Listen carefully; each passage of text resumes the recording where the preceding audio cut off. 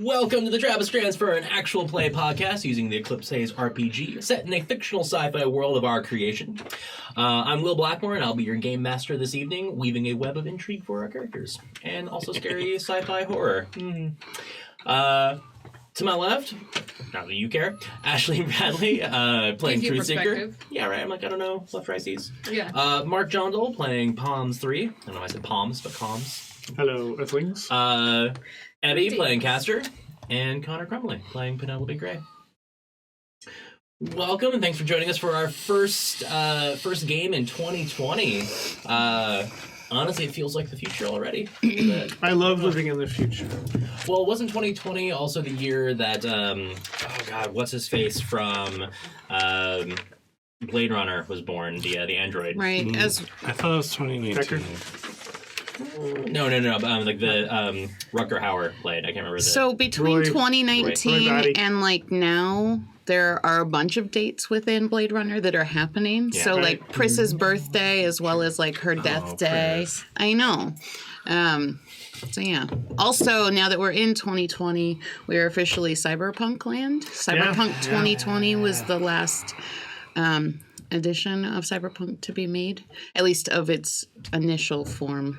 It's been reworked by people all over. Well, I kind of want to start us off in that kind of, spirit before you end the gameplay, because I know we are on the precipice of some intense sort of like anticipation. Part of what I love about this, and I think the thing that we're catering to a little bit, is some good like nerdy conversation, like expanding our own minds and ideas and books and things we've shared. But I'm curious for all of you, like what's what promises of the future do you feel like, could have been delivered already by now that we haven't been able to because we've been, focused on maybe more terrestrial things or like other world on fire stuff happening, right? Hoverboards, man. Yeah, I was going to say happen. hovercraft. I feel deprived of. But I mean, hovercraft. like straight up, like skateboards. Yeah. Like Back to the Future status. Like those exist I want to or fly. existed. Maybe they're not cool anymore. They're like whatever. They were cool. They're still cool, Dan. They don't work so well over water. Unless you got power. No, nobody? That's a good reference. I love your ability to just, make it okay for yourself. Like, we didn't actually have to make you feel better about that. No, I was this laughing is a all little on the soothing. inside. It was like a little giggle. Yeah, but only on the outside does matter. Sorry, I took on a Benadryl earlier. Because I'm allergic to your bullshit. Prepared, all right? Welcome to the game. Evie, I'm curious, maybe not that question if you want to, like, follow a different route, but, like, something in the future that you wished had materialized that hasn't, perhaps. Maybe not one that's been, like, held back, but something that you want that is, like, promised. So... We'll get to you. So I actually, because of the whole cyberpunk thing, I sort of, in the past couple of weeks, have been like, man, 2020, what am I even going to do with this year? And so part of what started, I also, I have had a number of people over the years approach me about DMing a cyberpunk game, and this seems like a good year to do that. So basically I started going through all the cyberpunk books, and some of it, like, I forget the year that was made exactly, but like some of it is definitely like, oh, look at that, isn't that cute? That's a cell phone, that's a briefcase, that's a cell phone, that's like top of the line, Mm-hmm. But that doesn't surprise me. Like, now we do have cell phones. They're just smaller, like, and they called them mobile phones back there then. But, like, honestly, some of the stuff that I think we could have right now, if we just, like, stop messing around with oil and wars and stuff, is actually some of that alternative energy stuff, as well as, like, cheaper, universalized, like, healthcare that actually works better for us. Yeah, well, the big thing for us too, like, and this is true in so many ways, is like energy is a major bottleneck for our society, right? Mm-hmm. Like, I thought about this with the alternative energy. I had a professor back in college who was working on fusion, right? And he's like, realistically, unless we have major leaps of technology, he's like, we're 100 to 200 years away of like functional fusion, which I also fully like, and we've seen even in the last few decades, right? Like leaps do happen. Right. But we did some calculations of like how long would our society last at current energy standards if we relied entirely on oil, and we're like maybe 100 years, Right. like on the outside. Yeah. Even fissionable material, 2,000 years, maybe. But we looked at fusion, right, and it was like 2 trillion. And we're like, oh great, the sun will blow up before it. Cool. Right. Right. But but in that level, like we have such capacity to focus on. I mean, in the last 10 years with like green energy initiatives, how far we've seen solar panels and wind energy leap, right? If we really focused on it. Well, and that's the thing is like even before sort of recent years, like in general, yes, some of this is price prohibitive and things like that, and things are expensive and nobody wants to change. And I get that, though it annoys me, but turn and face the tide. I know, right? But like I've known folks who have, for one reason or another, or at some point or another, decided to make the leap and the change regardless of where the technology was at the time, and like move to solar panels like on top of their house and things like that. And just the huge change that made for them, and like other energy things, and like that's the unfortunate part about all of this is nobody's going to do it till they have to. Right. And the what a lot of us who are looking at this are really struggling against is it's going to mean dick all if like we don't get the companies in on it either. Yeah. Absolutely. If we don't make it required for them, or right? make it cool, right? Like on some level of like societally accepted and desired, where you're like, hey, so your tuna's cool and all, but you're like killing a bunch of dolphins, right? Like, Right. I mean, that's And I almost feel like we need to be more than that in the sense of like no, actually, you're not going to get tax breaks. You're going to get fined. You're going to get extra fined, and you have warnings. Like, yeah, like, no, yeah. we've got, you see this mob? Right. Here with like some like torches, some Yeah. like energy efficient torches. Right. Like, we're gonna fuck your shit up. Well, Not tiki torches. Definitely not tiki torches. I assure you that I'm if looking you at you, Home Depot. just one politician and its fat content, light a torch for a decent amount of time. So that seems energy efficient to me. Oh yeah. Yeah, twofold there. Yeah, so. This is a very modest proposal. Burn the rich people.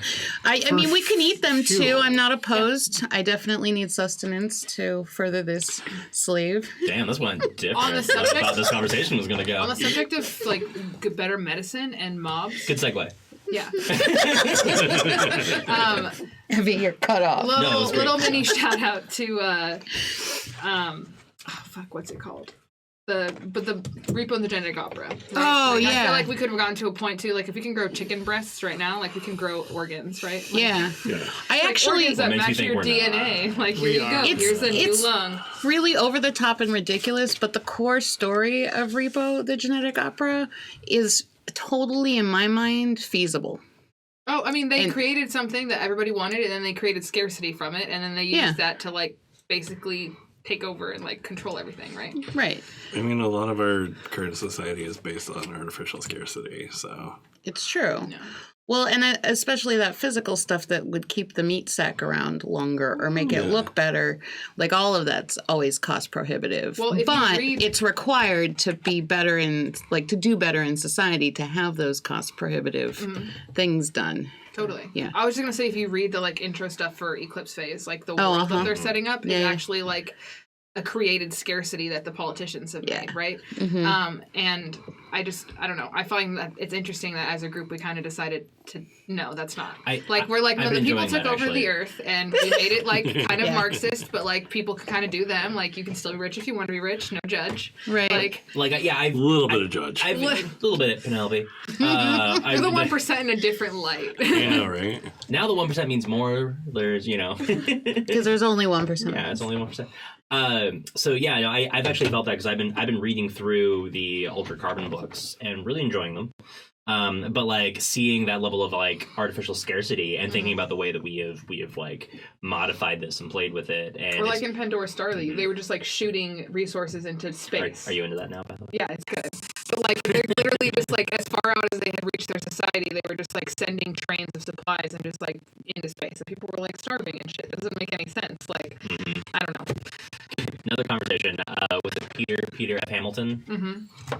the book we should talk about, but it's on the reading list. Yeah. Well, on our book club reading list at some point. Sci-fi reading list. Yeah, sci-fi reading.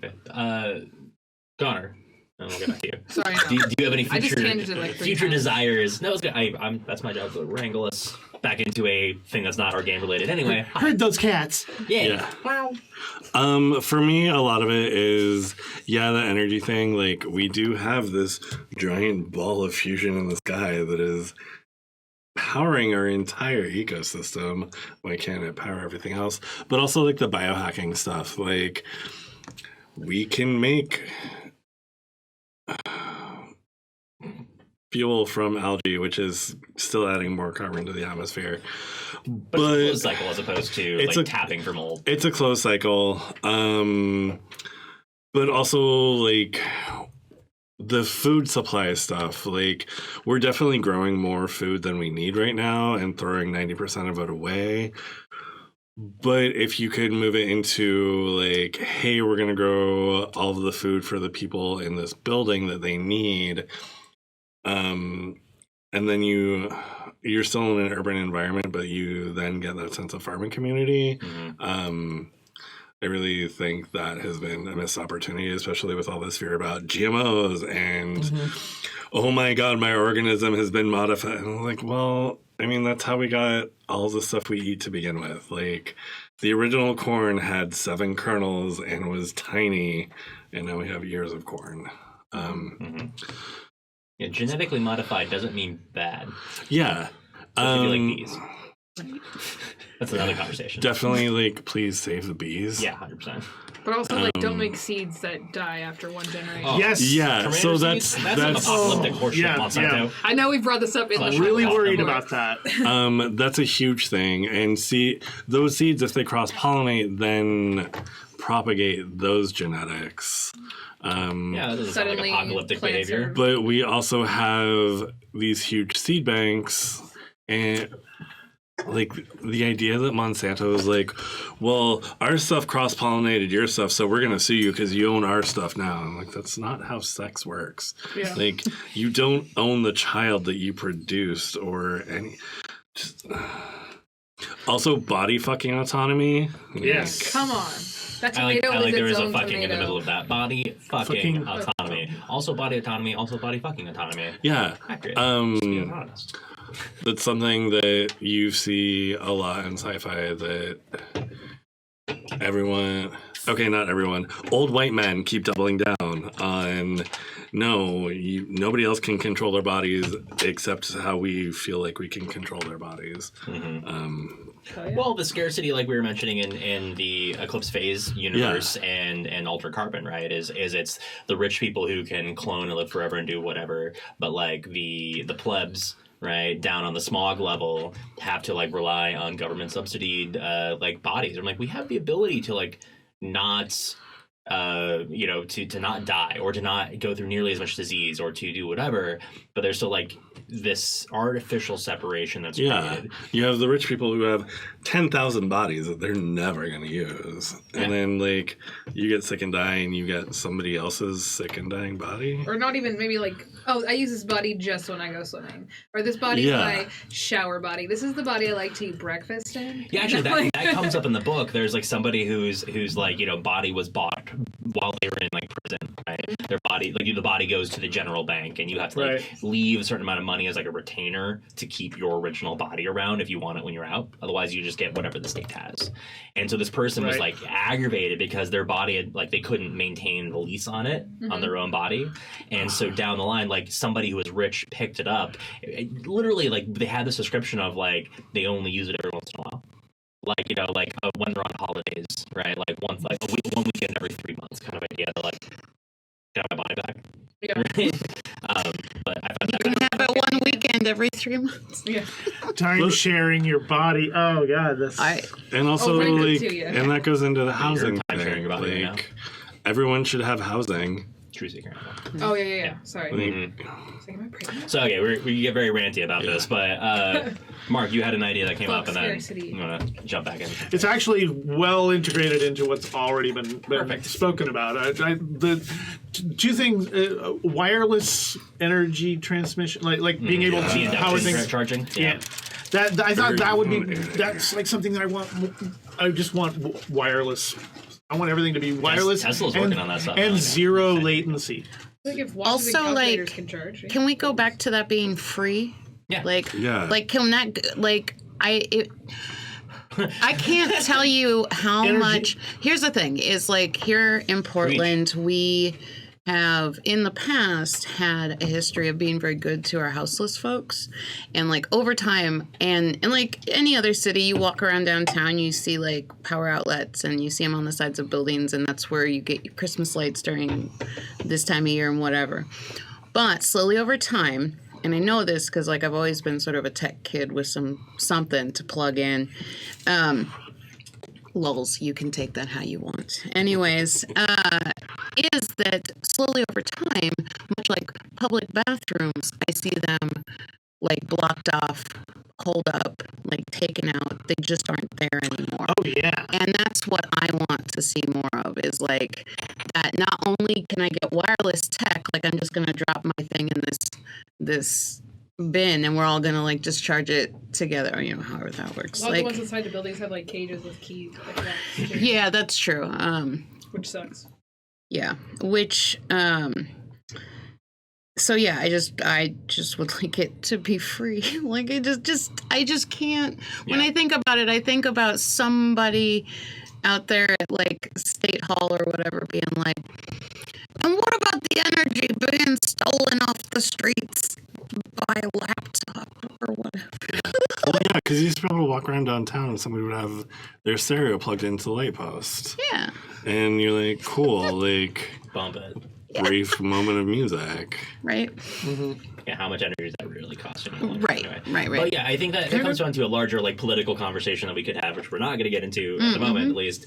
But of levels of like what is like bare subsistence and things like they do in like the Expanse series, right, where they have on Earth like this is your basic income enough to live, and if you want Like other in things, Finland? yeah, right, exactly. Yeah, that's this is your base level, and then if you want Canada, more, you can work for some things or do whatever. But it's like I don't understand a world where we both have like people fighting against like reproductive rights. We're like, we need to have as many humans out here as possible, while in the same like out of the other side of the mouth being like, okay, but we're not going to actually supply for those humans. Like we got to have some level of like, if you were alive and we value the human existence, and it seems like we all do, then why wouldn't you want your neighbor to also be able to handle it, right? Like to at least at a bare minimum level, like you're alive, you deserve to live and be taken care of, at least at a base level. I think for me, I was also thinking more in kind of like, and I'm no scientist, so, you know, if you have something to say, then you go ahead and say it. But In the comment like, section or YouTube. speaking of downtown, like you walk around downtown, you can't plug nothing in. You can't, like, even in the middle of the day, you can hardly get anything charged if you need to use your phone. But there are lights on everywhere. There are closed shops with lights on. You know, this sorts of like energy wastage that like, right? Mark, so was that kind of like all connected back to, or did you get to your idea? We got sidetracked again. Sorry.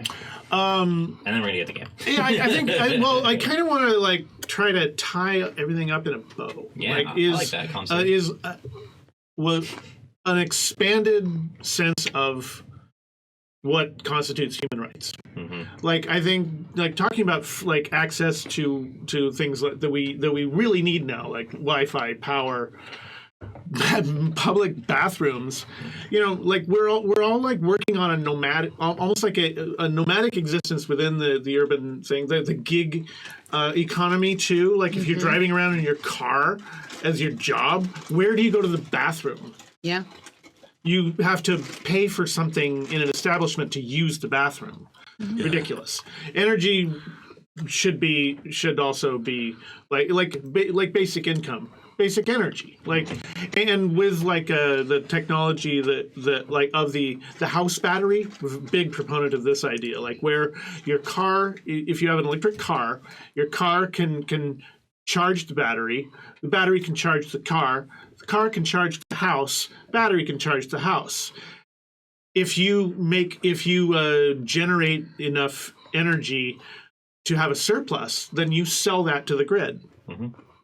But like there's a basic, like it's not like you're penalized for using the energy, but you contribute back whatever you can. And so that would like contribute towards people wanting to have solar arrays because they want to be able to get a break. Yeah. So what is that called again? I'm sorry, I hadn't heard of this. It's Elon Musk's house battery. Okay. And it's all part of his big plan. The biggest thing on a super nerdy science level is we're just now reaching the battery technology to be able to do that, because also we haven't been focusing on nearly as much as like a requirement right. we could have been, because there is like geometric limitations to batteries where like you start having like breakdowns to capacitance. But that's going down the rabbit hole. I don't want to bring it back around, but I've actually thoroughly enjoyed this conversation. Do you have the final comments? Capacitors instead of batteries. Right, yeah. Charge instantly and feed power slowly. Yeah. Also, you can, with the right solar system now, sell back to the grid. Mm-hmm. I think it's happening more on the East Coast and like down in the Sun Belt, but there are still places in the United States where they have made laws against being off the grid, like that you have to be connected to the grid. Yeah. If you're independent from the grid, you're breaking the law. But and this is because I watched This Old House. There are systems, this is well established. Welcome to the room. There are systems that sell back to the grid, and you have a meter that shows you what's going back and what you're taking in, and like where it balances out. So, I love that. Thank you. All right, to cap off this conversation, for me, I want to like bring my little piece up. I mean, all of these absolutely like feed back into it for me, and I love this conversation actually a lot. Thank you. But I'm so frustrated at our just like stagnation in space dominance, right, over the last 5 decades, in the sense of a lot of those unfortunate arguments have like I think won out in a public sphere, at least for on a political level, where people are like, why are we spending money on space project? I don't know, I'm throwing a hick accent to it, sorry. Maybe, I don't know. Anyway. It connotates ignorance. I know why. It's okay. Yeah. But you should watch Letterkenny.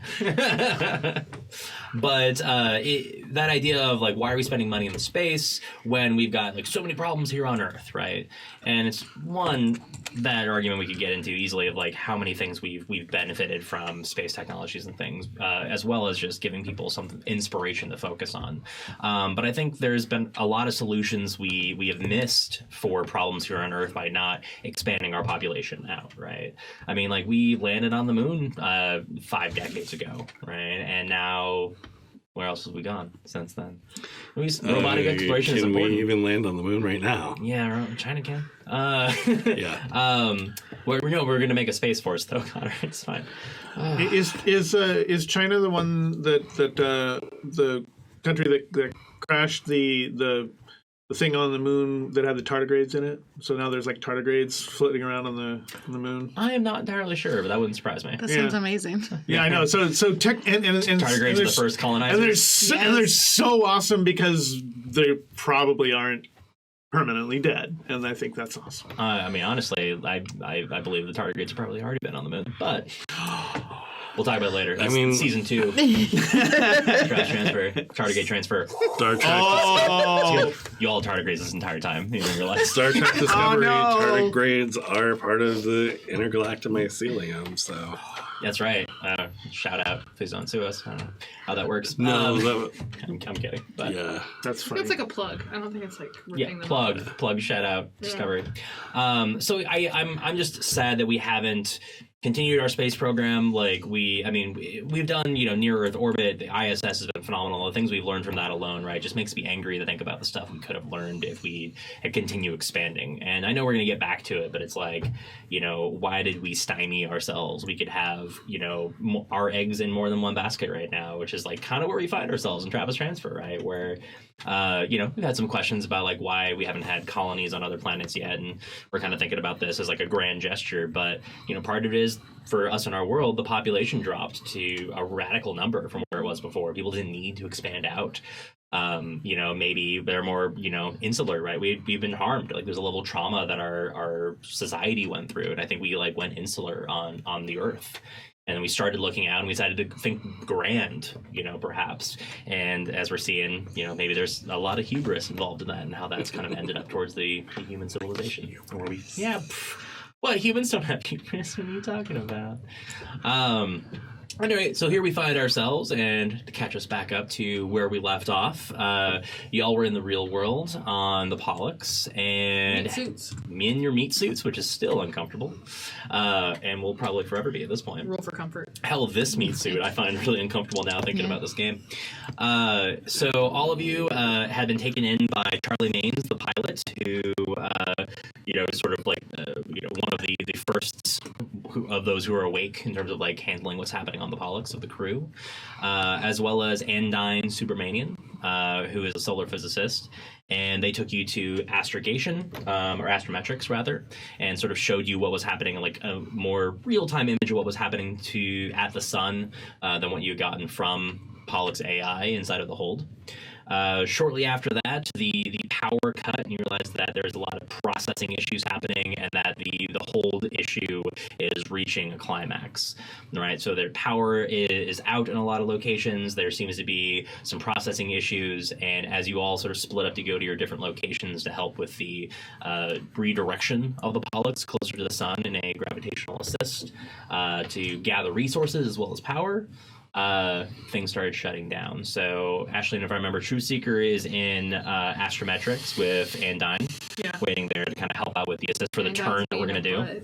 It's on you. Comms 3. I just passed on the trick. You and, I believe, Penelope were on your way aft of the ship, heading back to the computer core for Penelope, and I believe the power core, the reactor for Comms 3. That you kind of like head to those locations.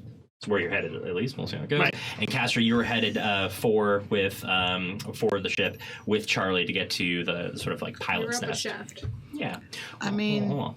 Well, along the way, there's some things you ran into. Comms 3 and Penelope ran into some overly friendly maintenance bots that look very similar to Comms 3, which are giving you some shit. Overly friendly. Truthseeker, there's been some bangings outside the door of Astrometrics, and something is trying to cut its way through. It looks like the door, at least it's starting to heat up. Mm-hmm. And Kastor, you and Charlie ran into a powerless elevator shaft and had to sort of climb sort of inwards for the ship, heading back towards the central column to get out towards pilots. But as you were doing so, you're hearing some bots climbing up behind you in the dark, or rather you see them as you're heading up. And I think we left off as you just had reached the height of your feet. Ashley has problems with like monsters coming at your feet. Yeah, guys. No, I'm gonna bring this back. I want to set the tone. I don't understand why you're doing it to them and not me. Yeah, nothing's coming from my feet. I'm coming from their feet. I know, but it also makes me really happy that you're so worried about their feet. I just don't like people messing with feet. Because you can't run away. That's the most fucked up thing you do. There's a lot of feet on the ship to choose from. These don't have to be my last feet. Hey, that's a good point. We're in a world where you can just attach new feet, right? That's right. Yeah. Floor sharks. Like sharks on your feet? Land sharks. Do floor sharks. Too soon. Floor sharks that live in the floor that will eat your feet.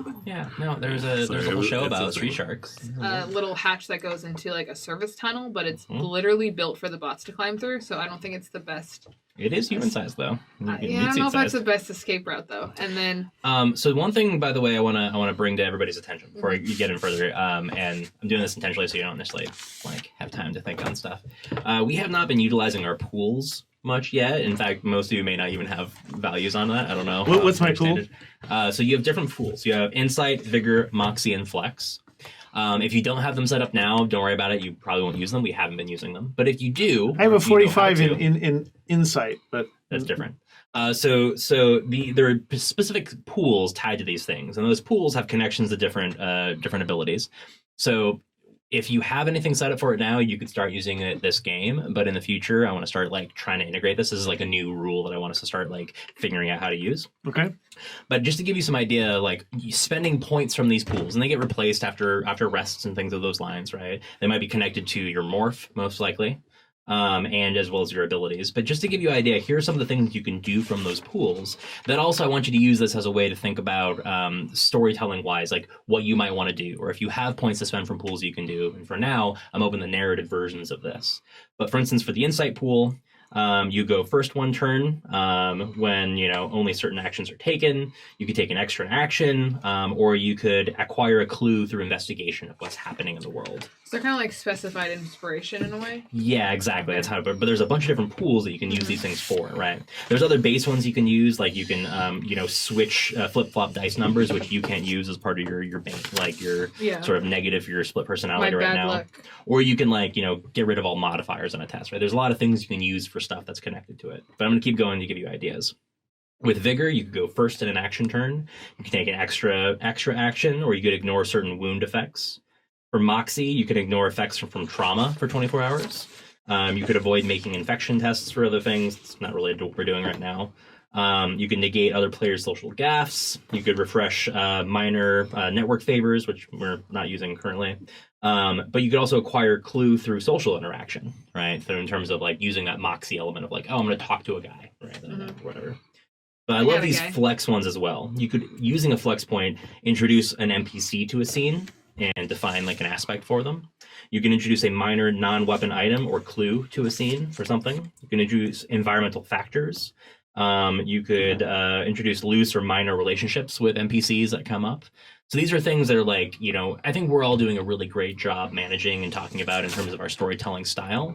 But I want you to think about that, whether you can implement it with the pools or things you can do kind of just narratively, being hey, Will, I want to say that Penelope has this particular relationship with somebody that we're dealing with right now, right? And I'm fully open to that. Or, I want to say that, hey, in this room, I haven't described everything in the room, right? So I think this is relevant right now, and that you're are there, you could describe something that could be used as a weapon in the room, right? Potentially, even though it says non-weapon item, but I think you have that power to say, hey, here's a chair that I'm going to try and break apart and use as the thing if you wanted that. Or I'm going to use that to pry open whatever to get out, right? I just want to say that you have power to help define the environment that you're in, right? Don't rely on me to describe every single item out there, because I'm not going to do that. Right.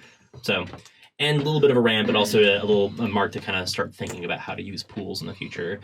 Going forward, we're going to try and play with that a little bit. Okay. So, you're saying? Right. Andine's not being helpful. So I looked for a way out, and I looked for weapons, and I was unsuccessful in both of those. And so I don't really know what to do.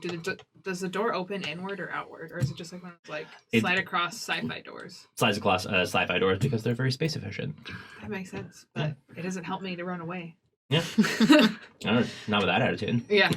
Well, all it would do is just open, and then they'd just be looking at me. All right, what's behind it? Something like it hot. Yeah. Okay. If we're allowed to use pools, can I use a Moxie point to convince Andine to check what it is? Convince Andine to check what it is? Yeah, to go open the door. I don't think you can convince them using a Moxie pool, but you could potentially use that to let's see what else we could do before rules. You could. I have a persuade. I know you got persuade, but they're also not stupid. They are a solar physicist who's there's banging and something's getting hot. I don't want to check this thing out. Yeah, but so is your suggestion you want to just toss them under the bus? No, I don't want to toss them under the bus. I want to be hey, you've been in your meat suit longer. You know how these robots work. I'm guessing that's one of them out there. So either it's malfunctioning and doing something it's not supposed to be doing, or it has malicious intent. Do you think you'd be capable of shutting it off or something like that? Essentially the angle I'm going for. Not hey, can you go be the one that gets killed? And I'll just wait back here. I believe that you just said all of that to it's being look, I'm not trying to get you killed. I just want to hang back here and not be the one who opens the door. So Andine actually looks at you, and this is in this case not even requiring a roll. And they're I don't think we can say one way or another that it's a particular robotic entity, but a human probably would have responded to us by now, so fair enough. Was kind of my thought. Yeah, and so they kind of flip over to they've got but you notice something that you would like. They've got a sort of wrist-mounted display, and they're kind of popping on a little bit, and you see I'm trying to remember, we haven't described it. Y'all don't have HUDs here in the real world yet. Okay. So you don't count. In that case, you are a HUD. You are also a HUD. But in terms of like just straight up meat suits who do not have like robotic pieces or arm augmentations, you don't have anything yet. I'm a spider. Gotcha. I'm a spider.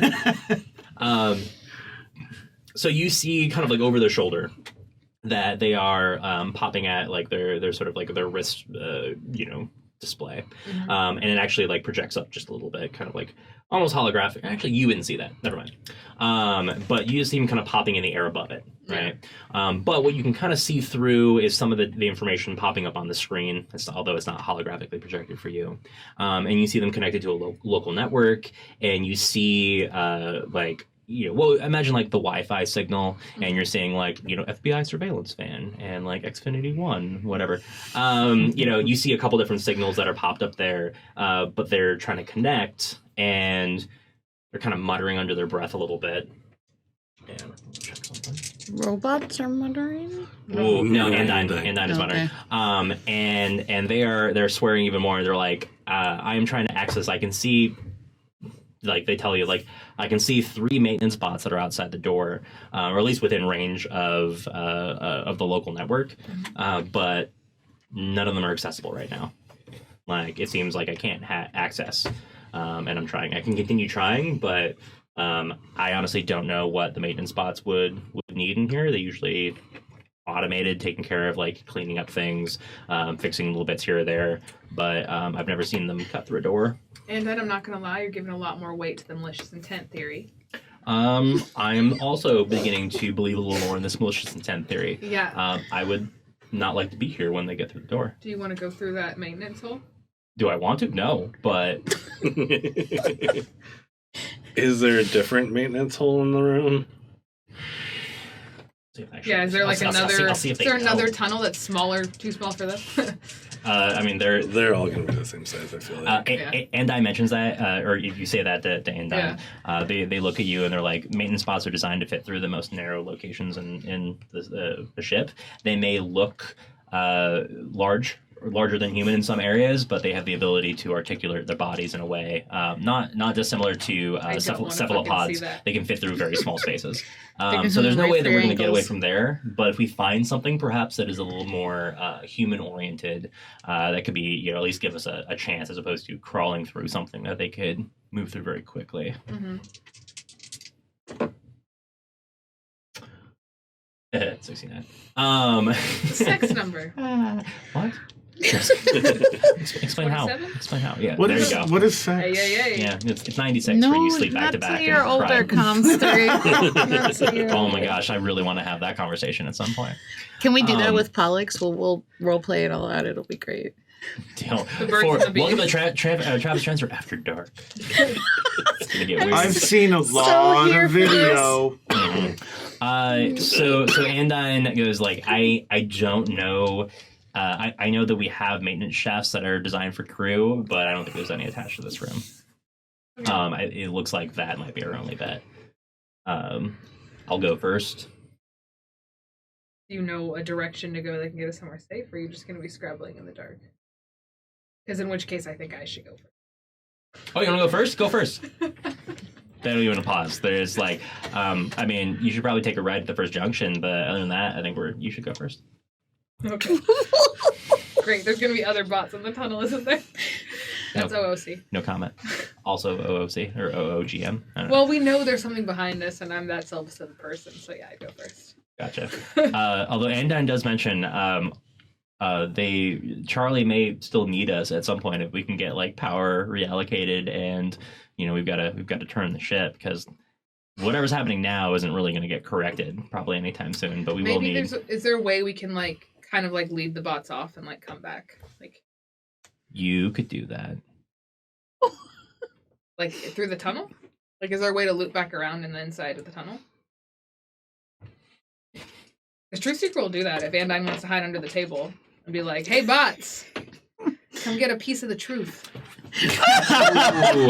Andine actually says, "Yeah, there should be," and starts drawing you like a rudimentary map, right? Mm-hmm. Actually, I'm really good at like researching and understanding things. Andine takes off their HUD. Okay. And like it's sort of like a sleeve piece. Like it's actually very like fabric-y. Yeah. That if Penelope was there would recognize like, oh, I think I had some help in this design. So it's kind of like a fabric-y sleeve, right? That kind of like slips onto like they just like fit it over, and it's a little bit gloved, so it kind of like sits on your fingers really well and comes fingerless back. Though, right? For cool effect. Yeah. Absolutely. Totally. We've talked about this. Fingerless is really important. It just has 2 loops to keep it in place. Okay. And then it like automatically adjusts to whoever's wearing it. Exactly what I was going to talk about. Yeah, and so like there's a moment where you see like a flash of light in your eye, as it's kind of like scanning your optics, like because at first when you look at it, it is like a little bit weirdly blown up and misshapen. Like the image that you're looking at, like the screen, kind of like you're looking at it through like a pane of glass that has water on it, like rain, right? Mm-hmm. Like you're looking at weird distortions, and then it like snaps into something you can see. To which you kind of realize that Andine probably has some weird eyesight or something has happened, right? Okay, you're like, yeah. oh, okay. Like you just adjusted it to you. You can modify that out of yourself, Andine. That's a conversation we're running out of time. That's really inappropriate what I do with my body. How dare you judge me? It wasn't a judgment. It was just the truth. Anyway. Oh! I'm just gonna With a dry, cool wit like that, you could be an action hero. Rude. Is this what happens when you get sleepy? Am I being too sassy? I'm sorry. Andine looks at you and goes very, very like medical for a moment, like, I'm sorry, now's not the time, but still, in low gravity environments, it's well known that the cornea actually changes shape based upon different fluid pressures in the system. How dare you? Apologies, I'm not a science person, but thank you for telling me the truth. That was me. That was OOC. Love you. So they basically like have like at that point you see this map pop up on your sort of screen, and it shows this sort of like overlaid mechanical like 3-dimensional piece. You kind of like as you start thinking about it, you've trained with these a little bit. As you start thinking about like depth wise, your eye is trying to adjust, the image adjusts as you do that. So it's this very seamless, like you're floating through a 3-dimensional image of the various layers of mechanics and pipes and rooms, and you zoom into where you are. And you see sort of actually some Wi-Fi signals that are like, or I guess more Bluetoothy at this range, outside the door. That you identify as those 3 signals you saw earlier, right? Maintenance bots. And then this like sort of circuitous maintenance grid of ventilation, and this one path that is outlined that kind of like brings you in a large loop back to the room. Okay. So Andine like pulls back the grid, kind of like allows you to go, and you see them like duck behind somewhere. Is there a way to like use the HUD to like open the door, like from inside the hutch, like from like starting in the tunnel? No, not at this point. Okay. Well then. I don't want them to see Andine, so I guess I want to press the door and run for the service tunnel. Sounds good. So we're gonna leave it there, and we're gonna move over to Comms 3 and Penelope. Although I am gonna run really fast to take care of some biological needs. Sorry, it's how the meat suit works. But I want you to talk amongst yourselves for a half second. Sorry, people on stream. I can't control myself. Do you remember where we left off? Yeah, there you go. I like that. Because I do. Yeah, I had run for the other door. You were being grappled by one of the bots. Didn't one just keep grappling you, and you just was sort of like a... It kept missing, so I was just like, bye. Yeah, bye.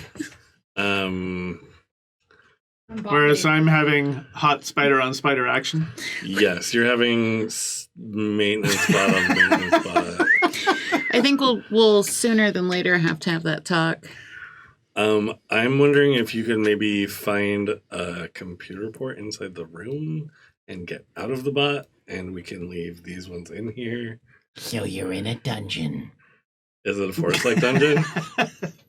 God damn it is a forest-like dungeon. I shoot my missiles. You called me bluff. I'm out of here. Shoot the missiles at the darkness.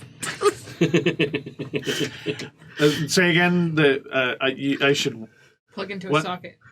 So if you can disable these bots, but otherwise I'll get out and you get back in system rather than being in a bot, and we can meet up outside of the computer core and find you another bot. All right, what's up?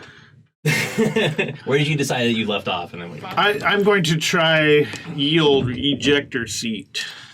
Because where we where we left last off, I remember is you were non-consensually jacking into a bot. Yeah, so we're basically shouting at each other right now. Okay. Penelope is by the door, like, get back into system or shut these bots down. I'm gonna close and lock this door. You're gonna be stuck in here. I'm going to take one more stab at disabling the one that I'm grappling with. Cool. So that you would actually, like, if I remember right, like USB ported into, or USB 900. More like a big spike. You had an initial success. With all right, RoboCop. Yeah, I'm RoboCoping it. All right, I'm a spider. I have to use a full finger to do that, so it makes sense. Just one? Just one. This looks like a 3-finger jacket. Yeah. The ports are not that big. Okay, fine. Just the tip then. Oh, God. I feel like it's all relative, right? To the Anyway. meat suit. Anyway. Children don't have nearly as much bandwidth, apparently. Yeah, so now all getting weird? the nasty metaphors aside, how would you like me to roll on this? All right, what I would like you to roll on this, what do I have here? So you've connected in. At this point, you have a direct line, which actually helps bypass a lot of, I would say, some of the defenses, right? The idea in terms of, like, a firewall on a digital level, like at least you are aware of this probably, you on an intuitive level in a strange way, right? Like, you've never thought about other machines or programs in the way a human does. For you, it's a different level, right? Like we might think from human to human, like, oh, skin, and we don't think about that as like a protective layer necessarily, but like a virus would look at a human like a fortress with other things. So for you, like, you're kind of in it now at this point. So that's that. I don't know, make an argument for one of your skills. Like, what do you have? You are past any hardware. You have, like... So this is either InfoSec or interface. Interface in this case. Right on. Well, they're both 80, so... 80? So I'm just going to... Mine's 30. Dumb. Yeah. And I roll a 51. Cool. I think you're rolling 81. I was like, how does she shut the door? Yeah, 81. 51. It's just the 51? Cool. Closet gobble. So good news for this is that you rolled over a 33, which gives you like one of a success, right?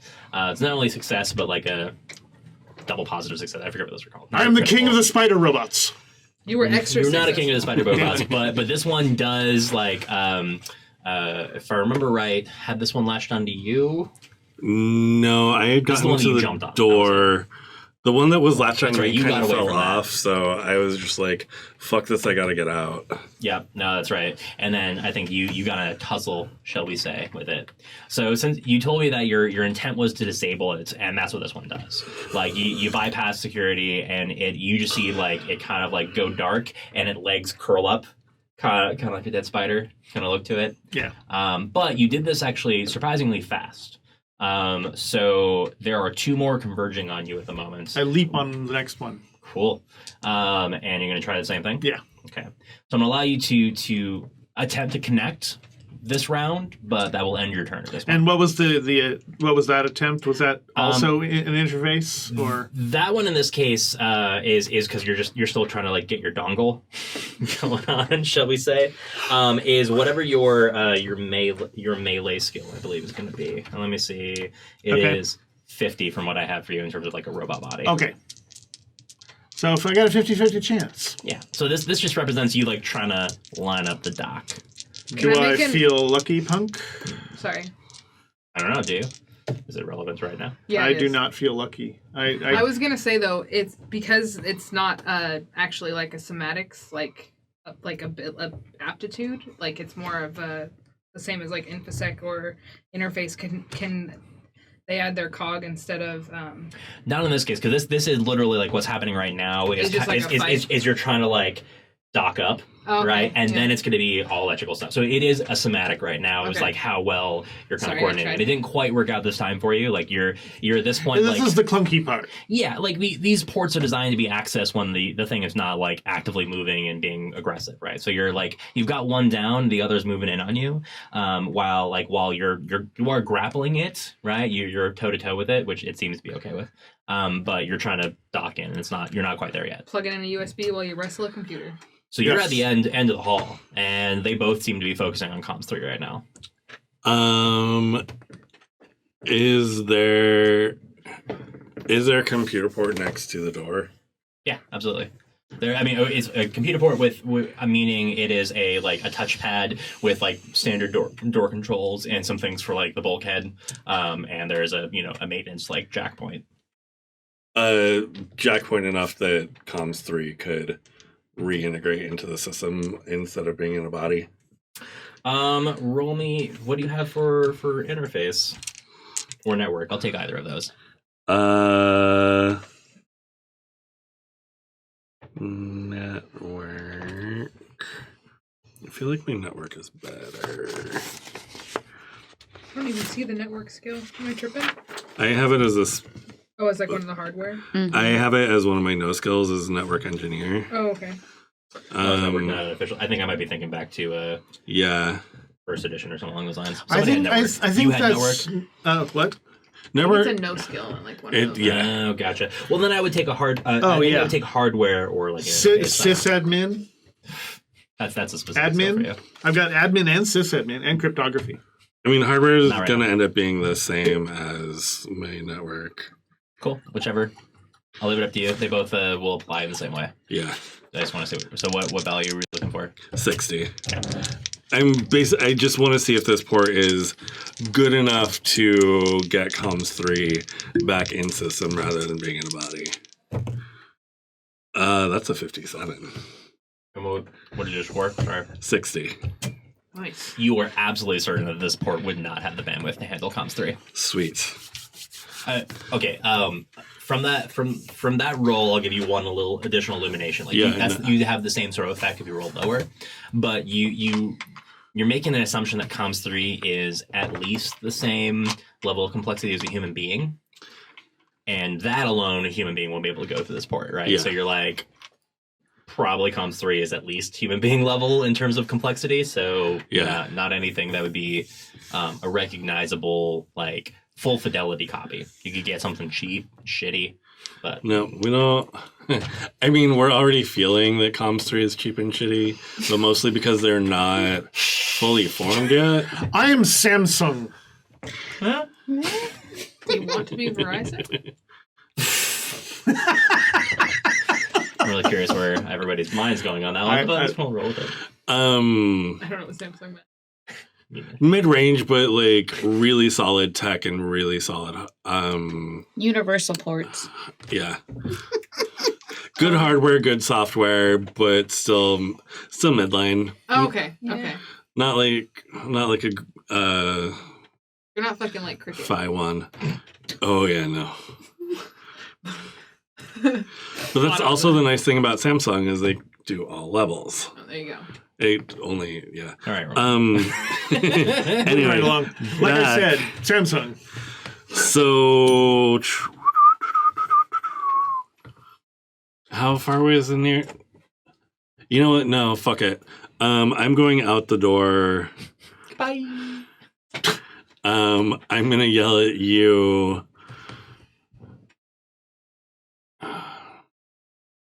Why are you always yelling at me? Because you're far away and I'm a little bit scared. Okay. That's a good So- one. You're across the room. So really quick, you Yeah. try to go out the door, and the door is not budging very well. It's Is not it opening automatically. is it locked or is it being held shut? According to the readout next to the screen, it says there's insufficient power for automatic open. So where's the manual? Below the screen, there's this. There's a hatch right there that needs to be cranked. So yeah, I just crank it. It's not gonna be like fast. Somebody be like, I'm gonna crank the door and it's open, right? No, I know. It's an airlock. You have to crank it. Yep, absolutely. Yeah. So you pop that open, you start doing that. That is gonna take your full round to potentially crank.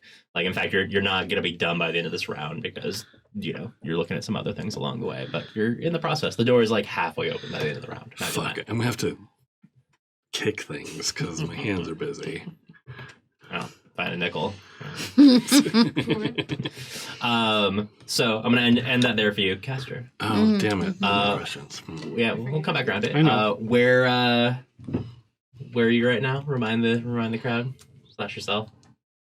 So I was trying to climb a ladder thing. How was that going? It was going pretty all right. We were doing pretty good.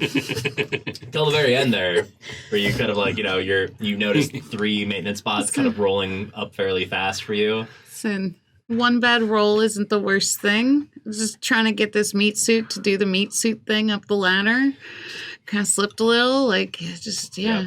Well, Charlie is like probably like a floor up from you, and is like struggling to kind of like also crank open the elevator shaft door. Yeah. A little bit. Yeah, Well, and he actually got to the top of where we were going. Yeah, right. So he's at the door. He's at the door that he wants to open, but it's like slow process. Crank. And was it 2 or 3 that were converging on me? 3. That's what I thought. So you are the 4. It's a rectangular like elevator shaft, sort of a classic elevator shaft. You are on one wall with like a ladder that you've been climbing up, and these 3 are like up the other 3 walls, basically, all at a similar like height. They're all like stepping simultaneously, the whole like robotic sort of like synchronization. And they had just gotten up to the height of your legs, right? Like as you're going, and you're feeling like a level. At least, okay, I don't want to tell you what you're feeling, but like there's a level of Charlie picked up his pace and was kind of feeling a little like rushed and weird, and there's all these skittery sounds in the dark, and it's a little. It's scary regardless, like of whether you feel scared of these robots or not. What is Kastor's perspective on what's happening at the moment? Kastor is super irritated with their meat sack right now. So I would imagine that because we thought we were doing pretty good. We were going up the ladder and it's like, remembering how feet work and hands work and working in tandem. And if I remember right, the first roll went pretty all right. And we were sort of able to pick it up and, not keep pace with Charlie, because the body is still fresh, but, Fresh. but work on it and then just kind of stumbled. And I would imagine, I don't know, what is fear, really? Kastor is not pleased. It's just chemicals inside the suit. Fear is the mind killer. I feel like Kastor is probably afraid, but in a pissed off way. I'm rage scared. Yeah. Yes, exactly. Like what is even this? Just that being said, also I feel like I think that Kastor is also sort of just compartmentalizing a little, this is awful, cool. Don't have time to be scared, what are we doing next, as far as that goes. Especially since, as far as I know so far, nothing has actually contacted them yet. Yep. They just know that they're there. Good job, so not we don't even know what these things' intentions are. They could just roll past, although Charlie looks super upset. And we are aware of their job. Charlie's had a doozy of a day. Listen, we all have Charlie. So do me a favor and roll a percentage dice and just tell me what you get. Okay. Hold that thing. Thank you. Oh, actually. Sorry. I just... Mulligan. I know, right? 11. Great, cool. But of what kind? So, the robots just roll up at this point, you were kind of keeping pace with them. They're catching up to you a little bit. You step through the ladder and you kind of stumble for a moment as you're climbing up, and that allows them to absolutely catch up really freakishly fast, and they just all of a sudden stop at the height that you are. and you see like what Comms 3 kind of described in terms of like changing like some of the LEDs on the chassis, right? You see them like all sort of like red lights on them. Like one kind of stops and you see like one of their like the sensor like arrays kind of like look and like turn around at you and kind of like scan. And then just go boop, and then keep going up. Now Kastor's a little upset. I got all frustrated for all manner of nothing. And you see like as they like elevate up like fast, like they cover the distance between you and Charlie in at least half the time that you would have been able to, right? Like it's just like, okay, that's to you that's not shocking, right? You're just like robot style. That's why we use them. Robot stuff. They wouldn't understand. They do the same thing. They kind of stop. They scan Charlie. There's kind of that nice like sound, and they all continue up. But what is your perception? Perceive. Damn D&D holdovers. P1. My perceive is 70. And that's pretty damn good. Make a roll. This is how focused you are. It's dark. There's flashing lights, and how focused you are on like just continuing the climb. And some stuff just happened. Yeah, some stuff just happened. 50. No, 5? 5. Cool. Still good. 55. What? So you see, like, imagine you keep climbing a little bit, at least maybe not like as hurriedly as you were before. Nothing I'm going to make you do a roll for, but you're kind of like collecting yourself and continuing up. And as you're climbing up, you're looking up at Charlie and you're seeing the lights that are the robots kind of like disappearing like deeper and deeper up the shaft. But not so far up, right? Like relatively quickly, you kind of see them stop again. And you hear that same kind of like scanning sound that happened with the sensor package, but instead of that nice like calming like "boo" tone, you're and you see all three of them start like lasering something, and with the 5, that's good enough. You don't know what it is. But you see that there is light from those sort of like welding torches, like the lasering welding torches, kind of like casting on what looks like some sort of surface where they're at. Like there's something in the shaft there that you're uncertain as to what it is at the moment. Cool. Nothing rains down on us? I mean, there's some like sparks that are kind of like you see falling towards you, but they could go out at it like very quickly. And maybe like every once in a while you like feel like a speck of something hit you, but it's just, like debris. It's not like there's chunks of something. Cool. But actually, I'm gonna make you roll it. Roll. Okay. Roll a D100 for Charlie, and tell me what you get. He's rolling sort of a like a percentile. Yeah, roll. Okay. Yeah, so D100 percentile on some stuff. So he's kind of doing like a shit knowledge piece for him. 18. Oh yeah. You hear Charlie's voice go like he's cranking at this, but it's like at a really awkward angle. Like he's kind of like it's not the best purchase for it, right? Like I mean, they're not designed. You're not supposed to be in the elevator shaft, but it's like in case somebody's in there, but we're not gonna make it easy on them. Why? Because they're stuck in the elevator shaft. Yeah, but there's conserving space, right? It's not gonna be like the easiest thing to open, right? Whereas you are having a far easier time at it. This is not the best angle for it, right? You see Charlie like start pause for a moment and just go fuck, crank as hard as he can, and he's just yelling like get up here now. Cool. Gonna work on that. You're so calm. Cool. I'll work on that. I'll be there in a minute. No. I mean, so yeah, out of character, but like in character, Kastor would be like, "Yes, this is what I am doing," because like I would imagine that while all of this was happening, they were taking steps towards him. Like sort of like he is yelling at you to at least double time it. Like he's like, it looks like they're not welding, whatever, like lasering through, cutting. Thank you. Words. Cutting through the emergency brakes for the elevator. Oh. Well, all right then. Oh, now it hit. Yeah. Oh, okay. Kastor's like, great. That would have been the first thing I would have said if I was you. I said fuck! and we'll cut scene there. Seems nice.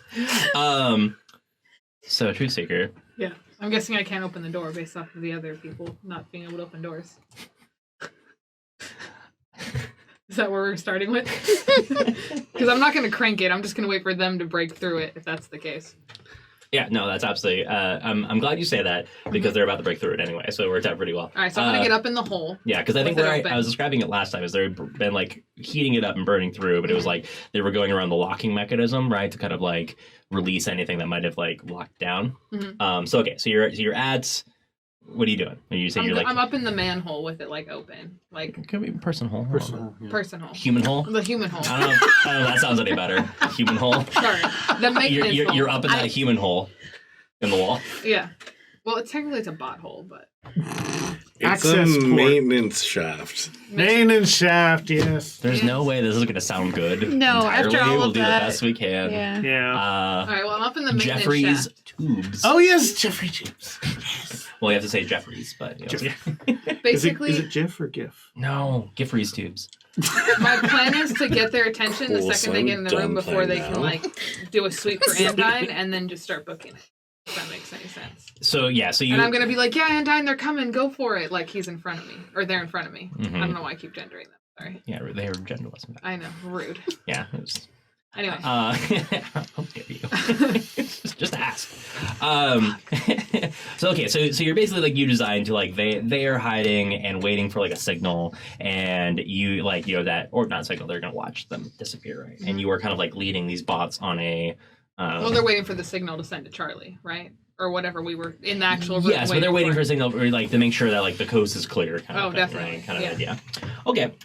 So I'm gonna kind of roll this a little bit like initiative, for you guys a little bit. So I'm gonna say you're gonna have the equivalent of like a surprise round because you're kind of prepped for this. So got it in here. Where is it? Cool. Roll me a d6 and then add your initiative. You should have initiative on your sheet, right? I do, somewhere. I should find the spot. I know I wrote it down last week. Okay, I got it. There. 11. Shit. Oh, hell yeah. All right, you're going before them. That makes it easy. So you're going to have 2 turns, right? So you've got... describe how you're trying to do that. Because are you at the entrance to the vent and you're ready to like dive through the moment they come in and see you, or what are you doing? I'm like in the vent, like looking through the like if it's like a window, I'm like in it. You know what I mean? With, Okay, like, the but we're vent like open. ready to roll out. Yeah, basically, I just want to like grab their attention and book it. But I figure being in the vent is a good start because climbing in the vent. Yeah, that probably would that'd take a second. roll. You're all greased up. Yeah. Ready to go. Yeah. Cool. So yeah, so you see like there's that level where like your heart is pumping, right? And you have that other voice in your head that is you, like saying the same things that you are. It's like this very like, okay, we got this, I got this. Like I'm almost repeating, it's a left, then a right, then another left, and then yeah, like right, like exactly right. Yeah. You were just like, okay, no missteps. Yeah. Like I might die. Cool. But then one of the others will have to take over the backups. We have backups, it's fine. Yeah, that's not you anymore, though. You're now this multi-headed Hydra. That's true. Hail Hydra. Truth Hydra. Oh, That's just shit. actually, that sounds like a good album title. Yeah. Truth Hydra. The hit single, Unbiased. So you're ready to go. You see like that thin line, right? The classic sort of like sparks falling off, like as the heat is kind of moving through, as they're like cutting through, and that like falls down like the inner piece of the like around the lock. And you hear that cranking as the door is just like forced open. You see like these like mechanical like arms kind of just like latticed through, like pulling the door apart as you like basically you're recognizing that one like maintenance spot is on one side of the wall and one on the other, and they're kind of just like forcing it open. Okay. And the moment you see that, like you see one kind of like pop in with a sort of sensor array and kind of scan the room and like target you, and you see it turn red. and make a sound. Yeah. And now that's your turn. This is the surprise round at this point. And I'm just gonna basically be like, "Come and get me, you dented toaster," and fucking take off.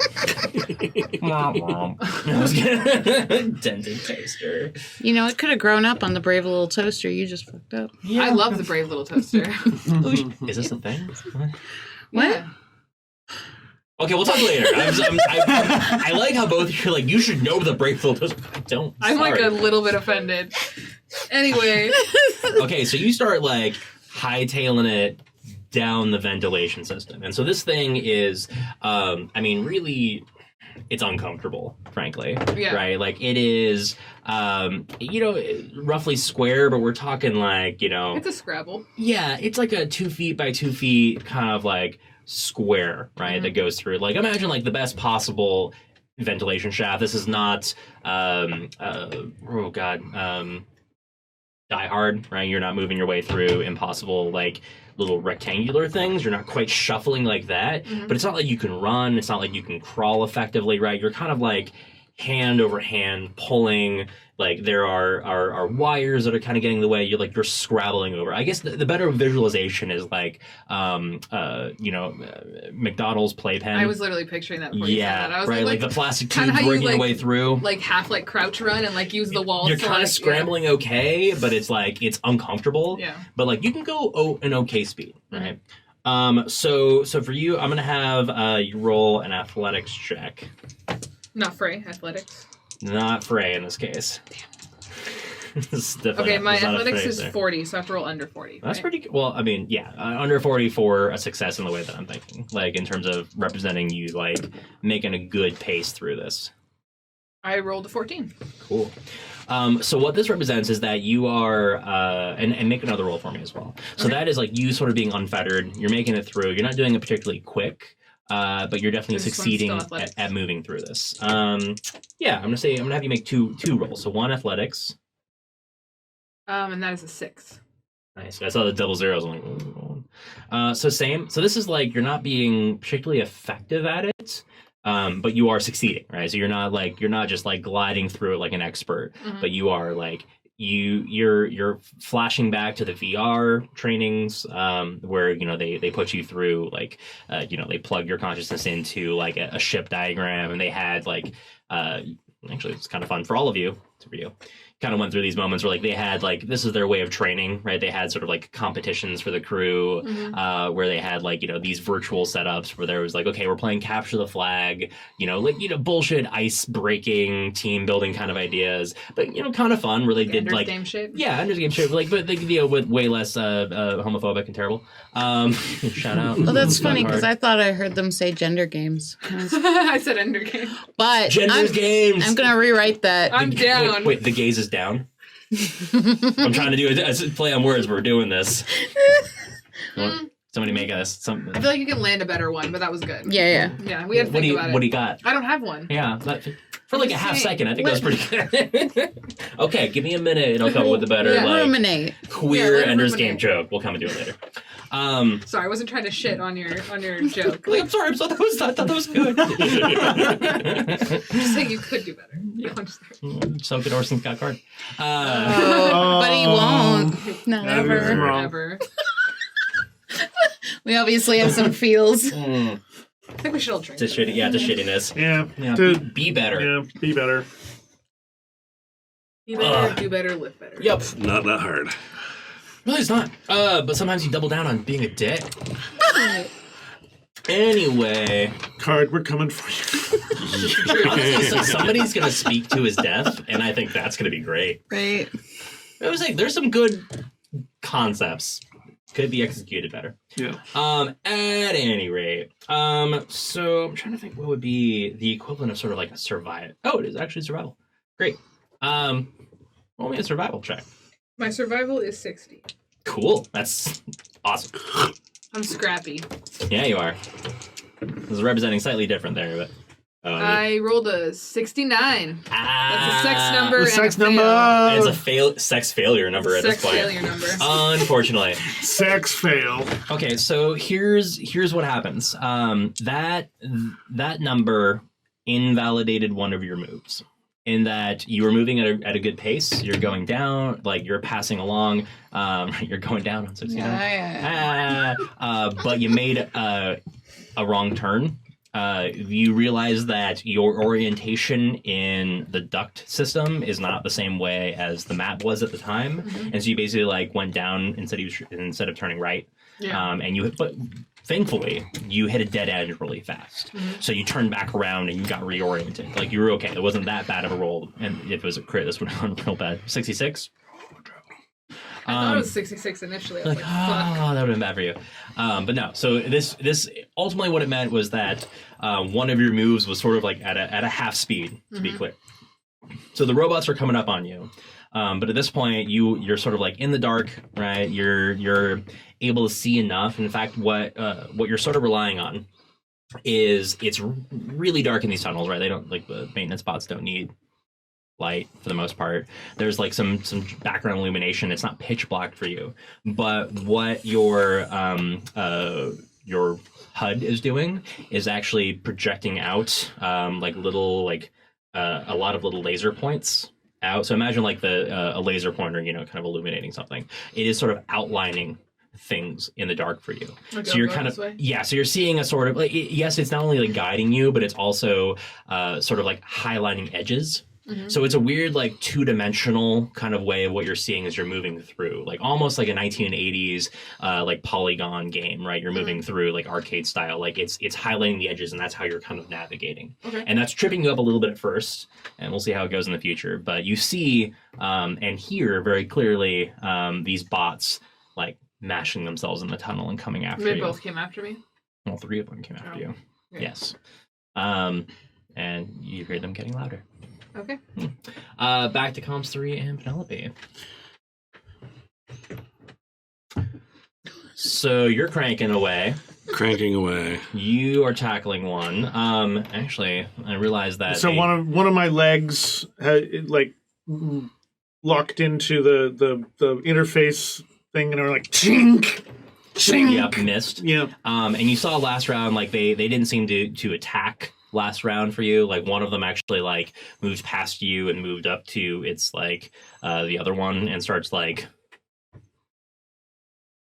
ripping it apart. Oh, of course. This is trash now. Yeah, I mean, basically, you kind of get that impression. Actually, you're like, oh, this is detritus in the room. Okay, so you're still attacking one. Yeah, I'm definitely going to. But it looks like it's now like you were kind of like on its back trying to get out of the port, and there's multiple ports, right? You can wherever, but like thematically, like it's kind of like turning its body around to face you now. So you're trying again. Give it a melee roll, and it's gonna try to dodge. And I lose again. 74. And it doesn't even have to roll. You need to switch dice. That's how that not works. the way it works. Statistics. It's the way it works in D&D where magic is real. Oh, magic is real. Not this science game. So it actually kind of does the same thing. You see its port come out, kind of try to cross port swords with you. Swords. God damn. Oh, it's trying to port you now. Get ported. Who knows? Yeah, I'm curious. What's it gonna do to you? Like, if I don't they know. shut you down, would you, I'm like, legit curious be to see erased? what it will do. Yeah. So rolled an 11, which is a crit. Roll your fray or melee, I guess whichever's better for you. So your melee is 50 and your fray is 70. So I guess 70 fray. Well, half a fray. I'll fray. I'm gonna fray. Half a fray though, so it's 35. That's no. That's for ranged. I think for toe to toe, it has to be. Sorry, it has to be melee. So 50. Okay. Sorry, but it rolled low on its 50. Oh, and I got a 13. Oh my god. So roll an 11, you rolled a 13.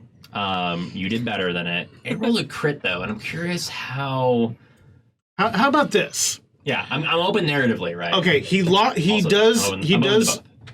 makes a connection, but I just use it to gain control because it's still an interface.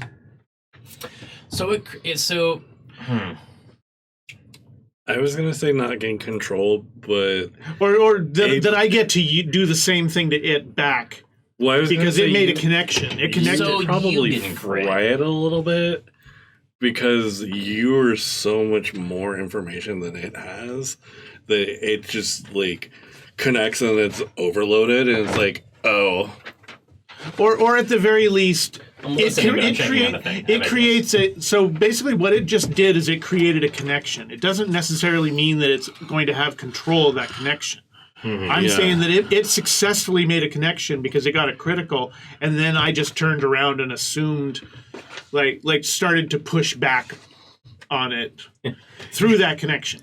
You think I'm stuck in here with you? You're stuck in here with me. Exactly. And now I'm going to infosec that. That definitely is informational security. You were not old enough to using that word. I know. I was trying it out for the first time. You like it? Did you like it? It feels weird. How did it taste? Well, when I realized that God isn't going to strike me dead, then I realized I can swear all the time. All right. So I'm gonna tell you what I like all these things, and I'm not saying it's you can't go that yet, but I want to until I understand myself better and otherwise and the mechanic systems. You did win out the roll, which traditionally would just be like it tried to attack you and you fought it off, right? That would be like at a base, right? But it rolled a crit, which means that something else kind of happened. And so in this case, and I'm not saying you can't do your stuff down the line, but right now it's still ending up on top in a way. And in that, I mean like a literal sense. So what I'm going to represent in terms of its crit is that you fought it off, but it's sort of like in the robot connection tumble, it's kind of perched over the top of you. And it seems like it is in a better position to try and hit you next round. So it's going to have a bonus to its melee is what it's getting out of its crit. Okay, so I'm a power bottom. You're a power bottom right now. We'll see how that plays out. But for now, okay, go for it. I like it. No, I'll accept that. Cool. I'll accept that. And so to Penelope, so you're cranking at the door. You could get it open if you spend the rest of this round like fully getting open, or you can like slip through right now. It's like it's halfway. You'd have to like do a little contortion, but you could get through right now if you wanted to like not get it fully open. One bot is down. One bot is down. One bot is chewing it up. Trying to like chew up that bot that's down. It's focused, and then one is like locked up in the robotic dentata. Spider dentata. Because the one is locked up, and I know which one is comms 3. Can I port into the one that's on comms 3 and try and shut it down? It's a 3-way now. I'm upset at this lack of consent. He did say that there were a number of ports. Yeah. That is important to remember. I'm just gonna... If anybody out there wants to draw this and send us your drawings, please do. Or you, anybody. I'll work on it. I'll work on some robot porn. I don't actually draw. People are like, "You're an artist. You draw," and I'm like, "I don't." I like this. Okay, so you have the same roll as the melee to try and like pour it in, because for you it's like it's your robot porn. You're fingering it. You're gonna finger the robot, and it's pour it. Just want to be clear. Yes, there's one finger that I can use for interfacing. Which finger? What's your interface finger? That's a really important question, like a first date question. Pinky? Actually, I'm gonna say pinky because other fingers are more useful for other things. Also, like if you end up getting a digit that's broken off, it's more likely going to be your pinky, and you want it to be the least useful thing. Yeah, fair enough. So how does this look? Does your pinky like morph into a thing? Does it like crack in half and something spill out from behind? It's like a I want you to describe. So it at first glance it looks like a normal pinky, but then you realize that there's no joints to it. It just is sort of like stuck in place all the time, and it's a little bit more. It's a little bit more tapered than fingers should be. Okay. Like it. And yeah, it happens to, but it's like step tapered, so it can fit different size ports. So like naturally. Yeah. Of course, we assume. Gotta be diverse. It's you want a divorce port pinky. It's a multi-tool. It's a multi. Also is for Coke, so it's fine. Yeah. No, that's what this fingernail's for. Other pinky. Yeah. You haven't totally lost Hey, humanity. Penelope, why does your... You're like, I'm rich. Right. Rich I'm man rich. stroke. You have, Yeah. you have a snell That's ring. Rich So, How much cocaine is on the ship? Penelope has a lot in her quarters. So. metric foot ton. No, it would be Actually- a metric butt ton, which is an actual measurement. A butt ton is a measurement? So a butt is a measurement, and Well, listen, yes. have that. in what? So a butt is a measurement. It's a barrel measurement. Right. Okay. So then you have a ton of butts, but a metric ton is slightly more than an imperial ton. Yeah. So you can have a metric butt ton. Although Is this imperial ton also is this a liquor term or It was barrels, probably. barrels, liquor barrels? or No, something? it was actually I think for salted meats. I was going to say Yeah, That's and what makes well- sense. in general. Salted Yeah, butts. but salted butts. Yeah, pork butts. Somebody go Google it. Yeah, I've done it Also- before. yeah, definitely. Everyone, A lot of Google the that old now. butcher terms are like that because you also have Salted tails. Yeah. And like, Butts. yeah. Also, when you're Anywho. talking about butts in pigs, you're talking about their shoulders. Yeah, this is why aliens don't get us, and we're not. Why we have not been invaded. I don't get us either. I mean, the English don't either, and we don't get them. They just So blew us up with the sun. I still forever will love the description of the English Empire is colonizing a bunch of foreign lands for their spices and deciding not to use them. No. Yeah, it's true. Yeah, it's unfortunate. They Although said the tea, that was good. the British have 22 religions, but only 2 sauces. That is lovely. That's a Actually, good really quote. like I can't remember the attribution, but I love that quote. We'll look it up later. That's fantastic. All right. moving So on. melee. No country. Yeah, melee. That's good. I love our side No flag, tangents. no country. Yeah. What is your melee skill? 10. This is gonna go great. You're fine. Wait a min-max. I'll leave everything about this. wonderful. It's going to be great. Do you happen to know your pools? Because if you have pool points that are actually calculated, if not, you have to wait till next game. Mine are I have calculated, but I don't know if they're right. 4 in insight, 2 in vigor, and 3 in moxie. I believe in vigor, you can actually use something vigorously for this. Sweet. Hold on, maybe not. Yeah. So general pool usage. So for melee, that is somatic, which is something. else That would here. be vigor. So in vigor, you could add 20 to your target number for this, or after the roll, you could flip the dice value. I am not allowed to flip dice values because I got bad luck. Oh, so just like that one. Yeah. I mean, if you look at Penelope's character, she's really good at programming, really good at talking to people, and really good about lying. Noted. Yeah. Cool. So, that's what you could do. So you can add So- 20 to your value for this before the roll. The So target is number. spend 1. Yeah. So that's going to get you up to a 30. Cool. And I think that sounds good to me. No whammies. hmm I rolled an 85. I love when you roll high in this game and then not in other games. So at this Pretty well point, here, you're having a real awkward 3-way between you and 2 spiders. And right now you know which one is comms 3, but you're also like a little lost in like all of the mashing of spider legs happening, and you're kind of like trying to jam your pinky into the mix. Wrong hole. And you're Wrong like hole. really not I'm having sure. flashbacks. I mean, Penelope would 2020. definitely go for the obvious port on the back of the maintenance pod. Yeah, but then things are like rolling around. It's Yeah. that's all it's representing, right? It's like I'm being comical with it, but Yeah. it's like it's not you. As you're trying to go for that perfect moment, right, is really what's happening. Like to line up, the exhaust port with your pinky, is it just things keep moving out of the way and knocking you out. So you're not quite there yet. Think about it. There's 16 legs. Yes. It's a Damn lot it. of legs. I What wish it- happens if you accidentally poured into comms 3? That's what I want to know. Just a dance party. Getting to know you. Yeah. Getting to know all It's gonna get- about yeah, it's gonna get you. I wish that quickness worked on melee. Over to Kastor. Mm-hmm. So, Kastor, what are you doing right now? You see cutting torches / lasers high above you. At least now you know what it's doing and that it is cutting away at the emergency brakes for the elevator. You see Charlie Whining. whining and fervently jacking open the door. Fervently jacking. You heard me. Cranking it out, if you will. Oh, yeah, no, in the shaft, deep in the shaft.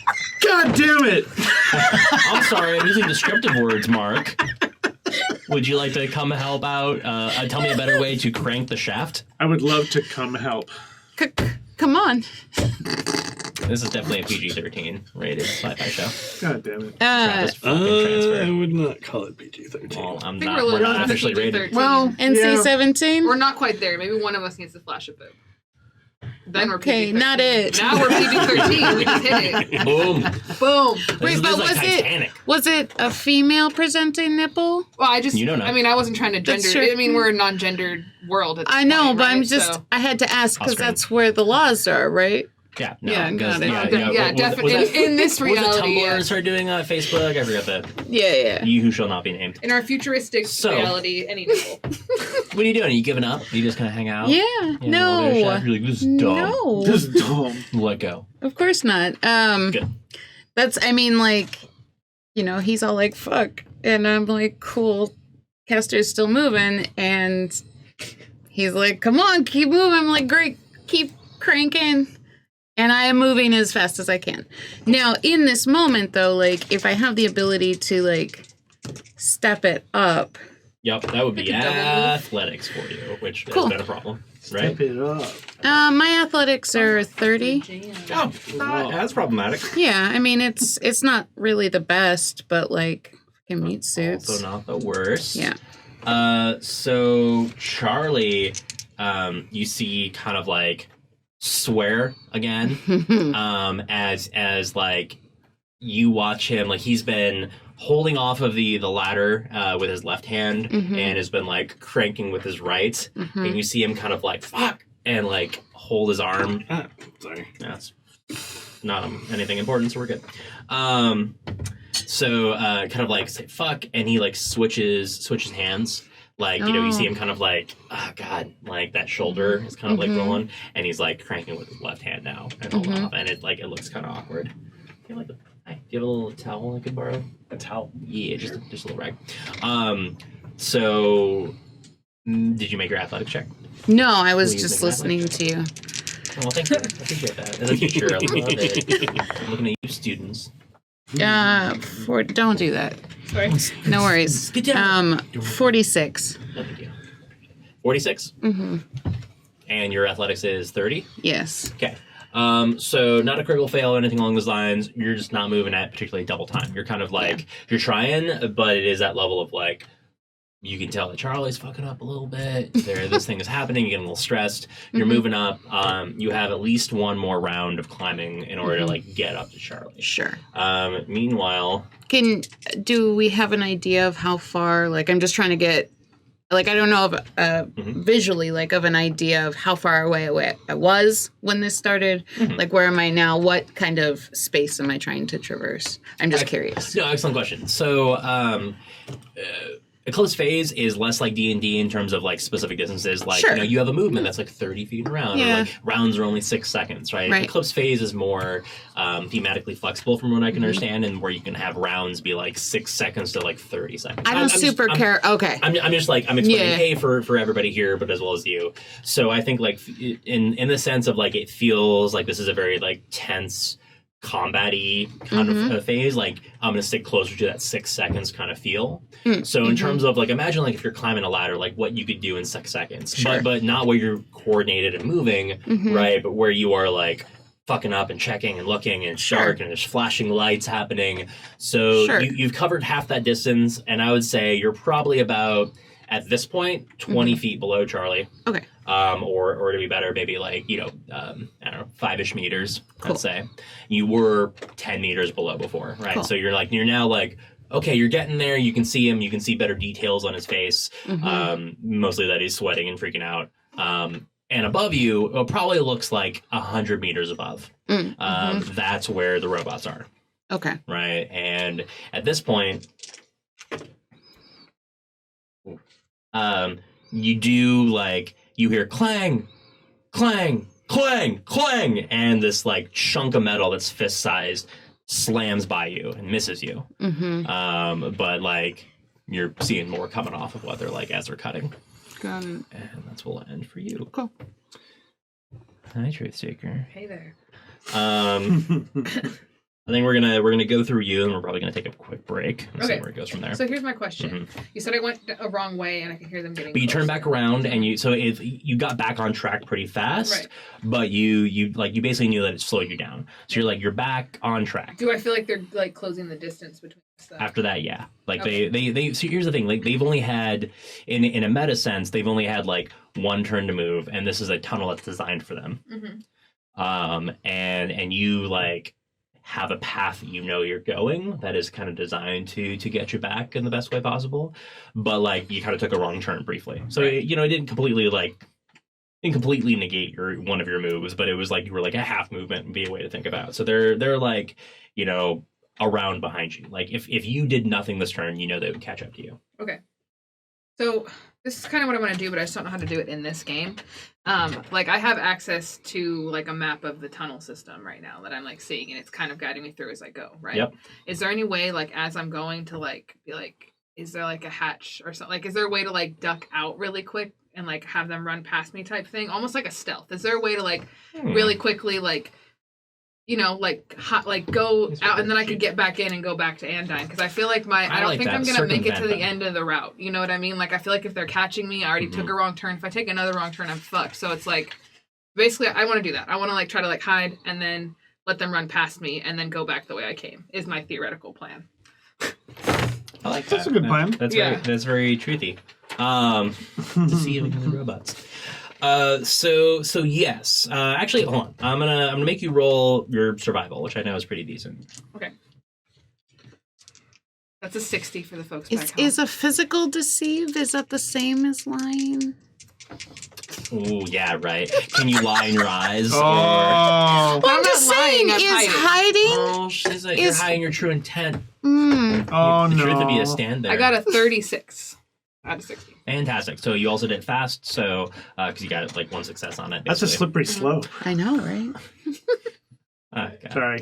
I love your giggles in the back. No, it's good. It's really good. My body's lying. So yes, you identify on the map a location you can do that, but it's going to be 2 moves ahead from where you are. In a, this is not the way you think about it, but in a meta sense, like it is a few junctions up. You have to make about like 2 or 3 correct choices in terms of those junctions. And then like jump in a reset. There is something where there is a like a little offshoot, like sort of an alcove that you believe like you see in there, like that is just enough. Like it's a corner around a corner getting to a junction box where you would be out of line of sight. There's a clear like sort of curve up ahead. They might miss you if you get to it, but it's not gonna be like this turn, shall we say. Right? Okay. So roll me some athletics, see what you got. Yeah. My athletics is 40 for the viewers. Cool. Do you actually know your pool points values, by the way? Yeah, well, if they're correct, I have 2, 2, 1, and 3. As in vigor is 2? No, sorry, I have 2 insight, 2 moxie, 1 vigor, 3 flex. Gotcha. So I like that it worked out because vigor is the one that you would need. So it's your least. So you can use your vigor to take an extra complex action or 2 quick physical actions. So I would say that would give you an extra move in this round. So you would be, assuming things went well with your athletics roll, you could get within like 1 turn of like getting to the location and then trying to hide. You could also use one of either your vigor or a flex to add 20 to your value to see if you can like succeed at this. I want to use a flex to add 20 to my value. Cool, I like it. So you're at 50 now, because you're I thought athletics was 40. Okay, so 60. So yeah. Better than average. Yeah. Good luck. I rolled a 73. Ooh. Mark that I use a flex. No, it's good. So what that equates to is you got sort of a half movement out, right? It wasn't like a mega failure by any means, but it was not like smooth movement. Right. So at this point, you know that like you can hear the robots. They're louder than ever, and they're like at the half turn behind you. Like they're not in invisible sight yet, but they're on your heels. Like if I fuck up again, I'm fucked. Yeah. Yeah. So yeah, we'll go from there. Put it this way, like your survival check this round, like helped you know like you're on the right path and you've kind of like learned your lesson from that. but you were definitely like you're a little slowing down. Like Right. you're maybe a little freaked out. It took me a minute to figure out my plan or whatever. Absolutely. Yeah. So in a minute, we're going to get to Comms 3 and Penelope, but we're going to take a quick break, take care of any biological needs you need, grab some coffee, grab some booze, whatever, Google some things and get back to us angrily. I don't know, whatever you're doing at home. Love you all. Thanks for watching, and we'll see you in a second. Hell yeah.